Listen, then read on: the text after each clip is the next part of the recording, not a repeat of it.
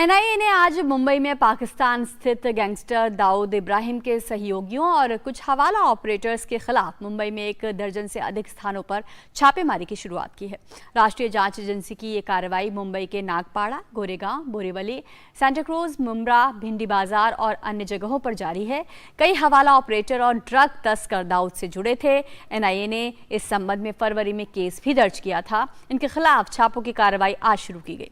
NIA ने Salim fruit को हिरासत में ले लिया है और एनआईए की इस कार्रवाई पर और ज्यादा जानकारी के लिए मुंबई से योगेश शीतल हमारे साथ जुड़ रहे हैं। योगेश, दाऊद के करीबियों पर शिकंजा कसा है, किस तरीके की सफलता मिली है एनआईए को? देखिए, जो सलीम फ्रूट की बात आ रही है वो यही सलीम फ्रूट है जिसका जिक्र जो है वो तब भी हुआ था जब जो महाराष्ट्र के कैबिनेट मिनिस्टर हैं नवाब मलिक, उनको गिरफ्तार करके जब न्यायालय में पेश किया गया था तब भी सलीम फ्रूट का नाम आया था। इसके अलावा सुहेल करके एक और डिटेन जो है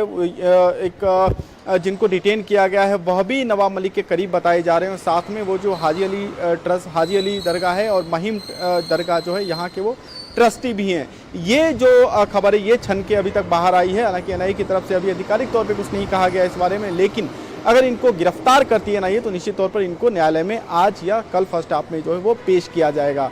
पूरे मामले के बारे में अगर मैं आपको थोड़ा सार में बताऊं तो देखिए, फरवरी में मामला दर्ज किया था एनआईए ने, जो कि यूएपीए के तहत दर्ज किया गया था, जिसके बाद एक के बाद एक जो है एक पहली इस मामले में तभी गिरफ्तारी हुई थी और उसके बाद जो है इस मामले में प्रवर्तन निदेशालय ने स्टेप किया था, क्योंकि एनआईए ने इस तरीके से जब एनआईए की जांच में सामने आया कि कई तरह के फाइनेंशियल ट्रांजैक्शन हुए हैं तो इस मामले में ईडी आई और फिर ईडी ने इस मामले में बाद में जो है नवाब मलिक को गिरफ्तार किया था। आज जो गिरफ्तारी हुई है उसमें आज जो अभी तक डिटेन किया गया, हालांकि गिरफ्तारी की बात अभी आधिकारिक रूप से नहीं कही गई है। जो आज की जो कार्रवाई है उसके बारे में आपको बताऊं तो जो भी इलाके हैं, मसलन वो नागपाड़ा है, परेल है, बोरीवली है, गोरेगांव है,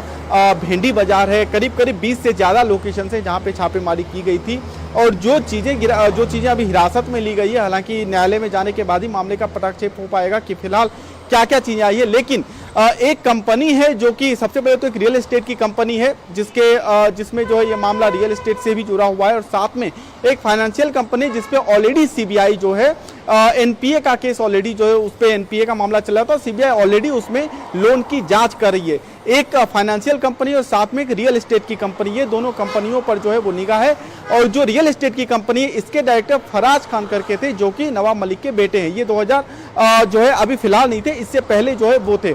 सलीम फ्रूट का नाम इसलिए इस बार ज़्यादा जो है सुर्खियां बटोर रहा है क्योंकि सलीम फ्रूट का नाम नवाब मलिक वाले केस में काफ़ी जोर शोर से आया था और ये कहा गया था एनआईए की तरफ, ये प्रवर्तन निदेशालय की तरफ से न्यायालय में कहा गया था कि जो लेनदेन हुई थी कुर्ला के जो बिल्डिंग में जो लेनदेन हुई थी उसमें सलीम फ्रूट जो है वो सामने में था और उसके जरिए ही पूरी लेनदेन हुई थी। तो कुल मिलाकर अगर आप देखें तो अलग अलग डॉट्स हैं जिसको एनआईए अभी कनेक्ट करेगी और उसके बाद देखते हैं कि क्या तस्वीर उभर कर सामने आती है। लेकिन एक चीज़ साफ है कि आने वाले दिनों में जो है नवाब मलिक की भी मुश्किलें बढ़ सकती है और साथ में कुछ नई गिरफ्तारियां भी जो है वो भी इस मामले में हो सकती है, क्योंकि एनआईए को कथित तौर पर कुछ सबूत भी हाथ लगे हैं जो कि डॉक्यूमेंट्स के रूप में है। जी बिल्कुल योगेश, दशकों से दाऊद इब्राहिम आतंक का एक प्रतीक बना हुआ है, आतंक का एक वजह बना हुआ है और भारत से दूर होने के बाद भी वो तमाम आतंकी घटनाओं को अंजाम देता रहा। और जिस तरीके से अब ये नाम सामने आ रहे हैं, ऐसा लग रहा है कि बहुत ज़्यादा नेटवर्क अभी भी सक्रिय है दाऊद का। देखिए, 90 के दशक में मुझे लगता है कि अंडरवर्ल्ड की कमर तोड़ दी गई थी यहाँ मुंबई में और जो बड़े बड़े गुर्गे थे वो ज़्यादातर भाग गए, कई मारे गए यहाँ पे। और अभी उसके बाद धीरे धीरे करके व्हाइट कॉलर क्राइम में ये लोग कन्वर्ट होते चले गए। चाहे आप रियल एस्टेट देख लें, चाहे आप सट्टा बाजार देख लें, चाहे बॉलीवुड का एक खेमा अगर आप देख लें, तो आपको कहीं ना कहीं कुछ अनवेरीफाइड वीडियो आपको दिख जाएगी, कुछ कम्युनिकेशंस के लिंक आपको दिख जाएंगे, कहीं नार्कोटिक्स सब्सटेंस की बात अगर आप देख लें, क्योंकि जितने भी इलीगल काम है, जितने भी गैर कानूनी गतिविधियां हैं जिससे कि काला धन जुटता है और फिर वो काले धन को व्हाइट वॉश किया जाता है, वो कहीं ना कहीं जो है अभी भी मुंबई के कई इलाकों में चल रहा है। यही वजह है कि एनआईए ने जब फरवरी को एफआईआर किया था तो यूएपीए के तहत एफआईआर था, इसके अलावा और भी संगीन धाराएं जो है वो उसमें लगाई गई थी।